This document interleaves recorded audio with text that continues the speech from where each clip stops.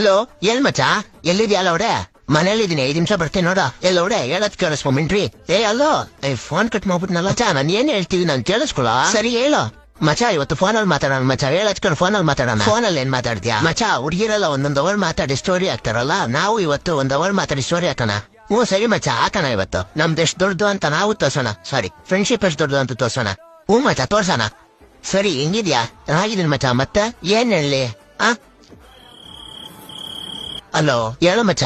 ಲೌಡೆ ಏನಾದ್ರು ಮಾತಾಡು phone cut ಮಾಡಿದ್ಯಾ ಅನ್ಕೊಂಡೆ ಇಲ್ಲ ಮಚ್ಚ ನೀನೇನು ಮಾತಾಡ್ಲೇ ಇಲ್ಲ ಎಷ್ಟ್ ನಿಮಿಷ ಆಯ್ತು ಚೆಕ್ ಮಾಡು 1 ನಿಮಿಷ ಅಷ್ಟೇ ಮಚ್ಚ ಆಗಿರೋದು ಅವಾಗ್ನಿಂದ ಮಾತಾಡ್ತಿದೀವಿ ಆದ್ರೂ 1 ನಿಮಿಷ ಅಷ್ಟೇ ಆಗಿರೋದು